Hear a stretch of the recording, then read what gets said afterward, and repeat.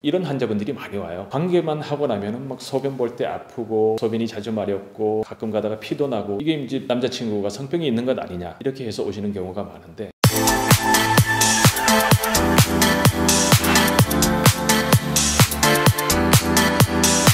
안녕하세요. 여러분의 말 못할 고민을 속 시원하게 풀어드리는 아는성님 비뇨기과 전문의 이성규입니다. 아는성님 시즌2 공개 이후에 저에게 엄청나게 많은 상담 요청 메시지가 도착했는데, 심지어는 어떻게 하셨는지 제가 운영하는 병원에 전화 주신 분들 많았습니다. 여러분의 폭발적인 성원에 진심으로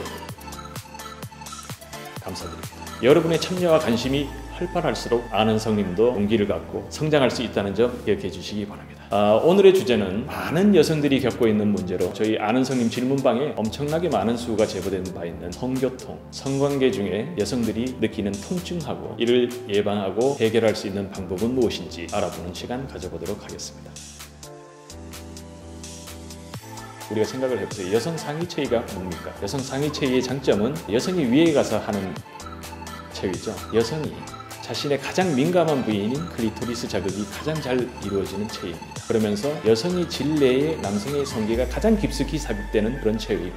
또한 여성이 주도하죠. 그렇기 때문에 관계 시에 체력 소모가 많은 남성이 잠시 쉬어갈 수 있다는 그런 장점이 있는 체위입니다. 주의할 점이 뭐냐 하면 이 여성이 위에서 하다가 보니까 음경의 충격이라든지 심지어 음경 골절도 초래할 수 있는 체위라는 겁니다. 대학병원 같은 데서 가끔 1년에 몇 명씩 실려오는 분들이 있는데요. 그런 분들이 음경골절이라고 해서 실려오는 경우가 있습니다. 음경골절이 뭐냐면 음경에 무슨 뼈가 있어서 골절이라는 것이 아니고, 발기된 음경 해면체가 이렇게 됐다면 이걸 싸고 있는 음경백막이라는 것이 있죠. 이것이 이제 물리적인 충격에 의해서 이렇게 충격을 받다 보면 싸고 있는 이 음경백막이 찢어져서 피가 그쪽으로 새어나와서 멍이 든다든지 뚱뚱 붓는다든지 그러한 현상을 초래하는 것입니다. 그렇기 때문에 여성 상위에서 여성이 상하 좌우의 엉덩이 움직임을 할 때 꺾일 수가 있다는 것이죠. 이럴 때 심한 통증을 유발할 수 있기 때문에 흥분하더라도 음경이 비틀리거나 꺾이지 않도록 주의를 기울이는 것이 중요합니다. 한 번의 실수로 당신의 파트너가 성불구자가 될 수도 있습니다.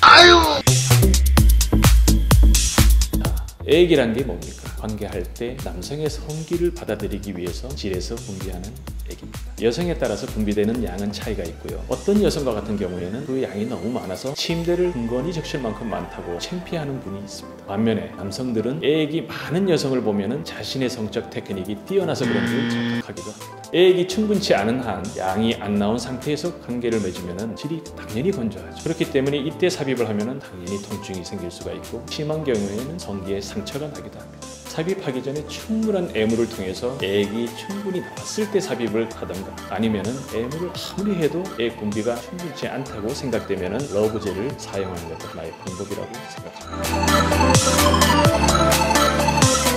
성관계만 하면 염증이 생긴다는 것은 도저히 납득하기가 좀 어려운데요.